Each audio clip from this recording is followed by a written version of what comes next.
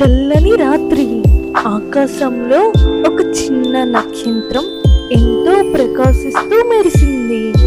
అన్ని నక్షత్రాలు ఆనందంగా ఉన్నాయి, ఎందుకంటే క్రిస్మస్ రాబోతుంది.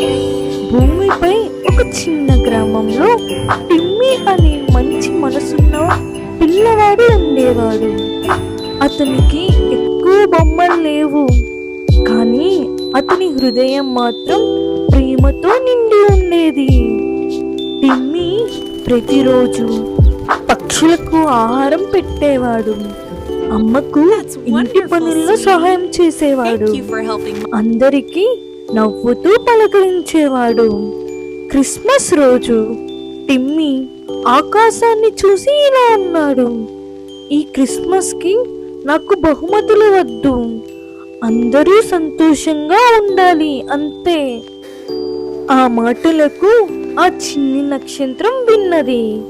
అది ఇంకా ఇంకా ప్రకాశించింది. అప్పుడు ఒక అద్భుతం జరిగింది. ఆ రాత్రి ఆకలితో ఉన్న కుటుంబానికి ఆహారం దొరికింది. ఒంటరిగా ఉన్న పిల్లవాడికి ఒక స్నేహితుడు దొరికాడు. ఇల్లన్నీ ఆనందంగా నవ్వులతో నిండిపోయింది. ఉదయం టిమ్మీ లేచి తన హృదయంలో వెచ్చని సంతోషం అనుభవించాడు.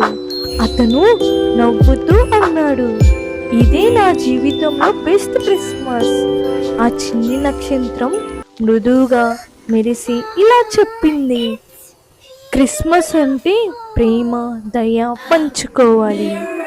క్రిస్మస్ అనేది బహుమతుల గురించి కాదు, ప్రేమ, దయ, సహాయం చేయడం గురించి.